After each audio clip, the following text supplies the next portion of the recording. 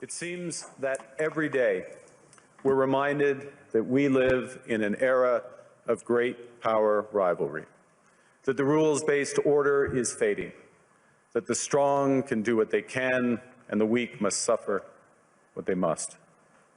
And this aphorism of Thucydides is presented as inevitable, as the natural logic of international relations reasserting itself. And faced with this logic, there is a strong tendency for countries to go along to get along, to accommodate, to avoid trouble, to hope that compliance will buy safety. Well, it won't. So what are our options? In 1978, the Czech dissident Václav Havel, later president, wrote an essay called The Power of the Powerless. And in it, he asked a simple question: how did the communist system sustain itself? And his answer began with a greengrocer.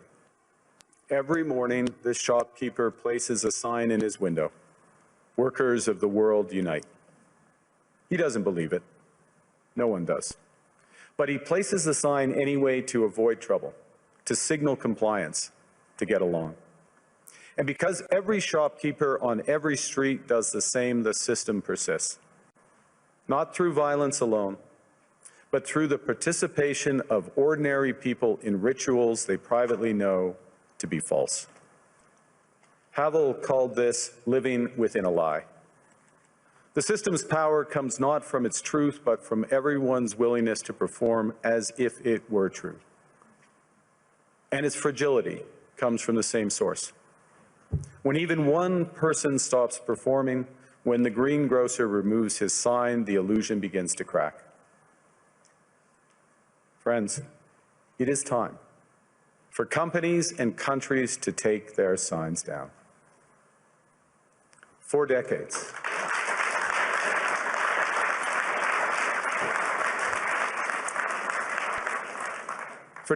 countries like Canada prospered under what we called the rules-based international order. We joined its institutions, we praised its principles, we benefited from its predictability. And because of that, we could pursue values-based foreign policies under its protection. We knew the story of the international rules-based order was partially false, that the strongest would exempt themselves when convenient, that trade rules were enforced asymmetrically. And we knew that international law applied with varying rigor depending on the identity of the accused or the victim. This fiction was useful, and American hegemony in particular helped provide public goods, open sea lanes, a stable financial system, collective security, and support for frameworks for resolving disputes. So we placed the sign in the window. We participated in the rituals, and we largely avoided calling out the gaps between rhetoric and reality. This bargain no longer works. Let me be direct. We are in the midst of a rupture, not a transition. Over the past 2 decades, a series of crises in finance, health, energy, and geopolitics have laid bare the risks of extreme global integration. But more recently, great powers have begun using economic integration as weapons. Tariffs as leverage, financial infrastructure as coercion, supply chains as vulnerabilities to be exploited. You cannot live within the lie of mutual benefit through integration when integration becomes the source of your subordination. The multilateral institutions on which the middle powers have relied, the WTO, the UN, the COP, the architecture, the very architecture of collective problem solving are under threat. And as a result, many countries are drawing the same conclusions, that they must develop greater strategic autonomy in energy, food, critical minerals, in finance and supply chains. And this impulse is understandable. A country that can't feed itself, fuel itself, or defend itself has few options. When the rules no longer protect you, you must protect yourself. But let's be clear-eyed about where this leads. A world of fortresses will be poorer, more fragile, and less sustainable. And there's another truth. If great powers abandon even the pretense of rules and values for the unhindered pursuit of their power and interests, the gains from transactionalism will become harder to replicate. Hegemons cannot continually monetize their relationships. Allies will diversify to hedge against uncertainty. They'll buy insurance, increase options in order to rebuild sovereignty. Sovereignty that was once grounded in rules but will increasingly be anchored in the ability to withstand pressure. This room knows this is classic risk management. Risk management comes at a price. But that cost of strategic autonomy, of sovereignty, can also be shared. Collective investments in resilience are cheaper than everyone building their own fortresses. Shared standards reduce fragmentations. Complementarities are positive sum. And the question for middle powers like Canada is not whether to adapt to the new reality. We must. The question is whether we adapt by simply building higher walls or whether we can do something more ambitious. Now, Canada was amongst the first to hear the wake-up call, leading us to fundamentally shift our strategic posture. Canadians know that our old, comfortable assumptions that our geography and alliance memberships automatically conferred prosperity and security, that assumption is no longer valid. And our new approach rests on what Alexander Stubb, the President of Finland, has termed value-based realism. Or to put another way, we aim to be both principled and pragmatic. Principled in our commitment to fundamental values, sovereignty, territorial integrity, the prohibition of the use of force except when consistent with the UN Charter, and respect for human rights. And pragmatic in recognizing that progress is often incremental, that interests diverge, that not every partner will share all of our values. So we're engaging broadly, strategically, with open eyes. We actively take on the world as it is, not wait around for a world we wish to be. We are calibrating our relationships so their depth reflects our values. And we're prioritizing broad engagement to maximize our influence, given the fluidity of the world at the moment, the risks that this poses, and the stakes for what comes next. And we are no longer just relying on the strength of our values, but also the value of our strength. We are building that strength at home. Since my government took office, we have cut taxes on incomes, on capital gains and business investment. We have removed all federal barriers to interprovincial trade.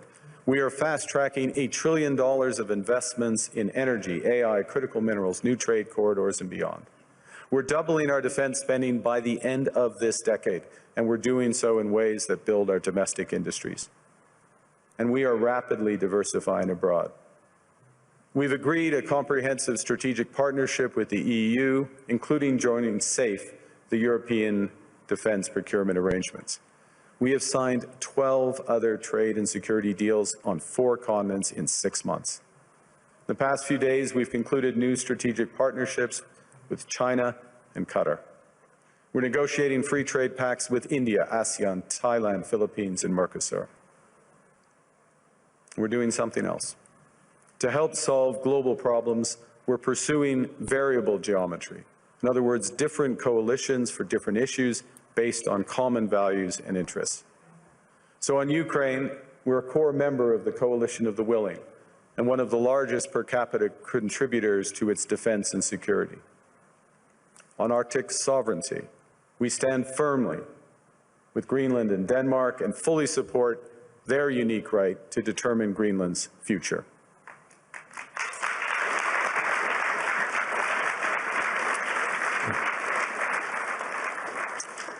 Our commitment to NATO's Article 5 is unwavering.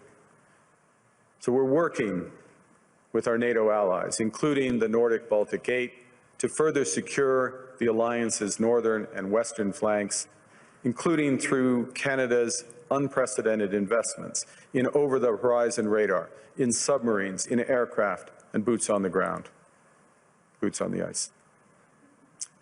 Canada strongly opposes tariffs over Greenland and calls for focused talks to achieve our shared objectives of security and prosperity in the Arctic. On plurilateral trade, we're championing efforts to build a bridge between the Trans-Pacific Partnership and the European Union, which would create a new trading bloc of 1.5 billion people. On critical minerals, we're forming buyers' clubs anchored in the G7 so that the world can diversify away from concentrated supply.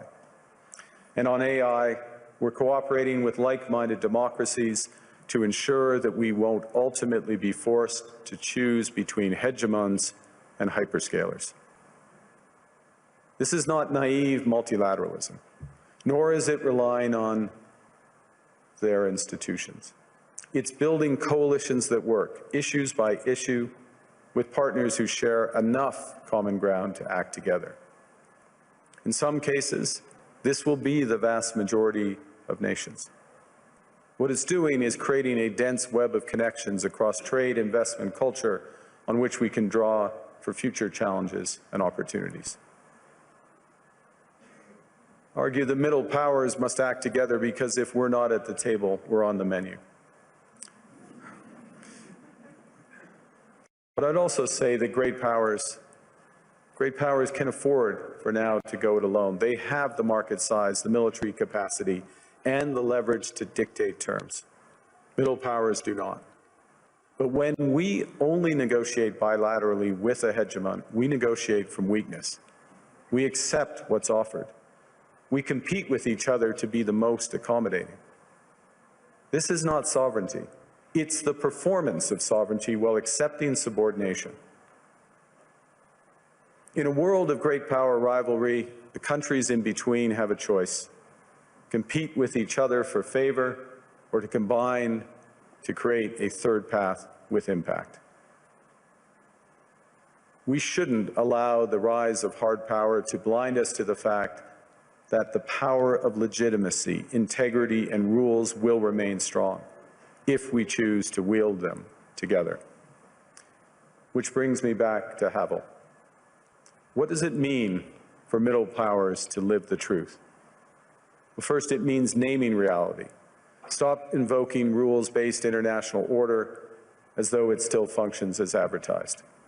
Call it what it is: a system of intensifying great power rivalry where the most powerful pursue their interests using economic integration as coercion. It means acting consistently, applying the same standards to allies and rivals. When middle powers criticize economic intimidation from one direction but stay silent when it comes from another, we are keeping the sign in the window. It means building what we claim to believe in. Rather than waiting for the old order to be restored, it means creating institutions and agreements that function as described. And it means reducing the leverage that enables coercion. That's building a strong domestic economy. It should be every government's immediate priority. And diversification internationally is not just economic prudence, it's a material foundation for honest foreign policy, because countries earn the right to principled stands by reducing their vulnerability to retaliation. So Canada. Canada has what the world wants. We are an energy superpower. We hold vast reserves of critical minerals. We have the most educated population in the world. Our pension funds are amongst the world's largest and most sophisticated investors. In other words, we have capital, talent. We also have a government with immense fiscal capacity to act decisively. And we have the values to which many others aspire. Canada is a pluralistic society that works. Our public square is loud, diverse, and free. Canadians remain committed to sustainability. We are a stable and reliable partner in a world that is anything but. A partner that builds and values relationships for the long term. And we have something else. We have a recognition of what's happening and a determination to act accordingly. We understand that this rupture calls for more than adaptation. It calls for honesty about the world as it is. We are taking the sign out of the window. We know the old order is not coming back. We shouldn't mourn it. Nostalgia is not a strategy, but we believe that from the fracture we can build something bigger, better, stronger, more just. This is the task of the middle powers. The countries that have the most to lose from a world of fortresses and the most to gain from genuine cooperation. The powerful have their power, but we have something too. The capacity to stop pretending, to name reality, to build our strength at home, and to act together. That is Canada's path. We choose it openly and confidently, and it is a path wide open to any country willing to take it with us. Thank you very much.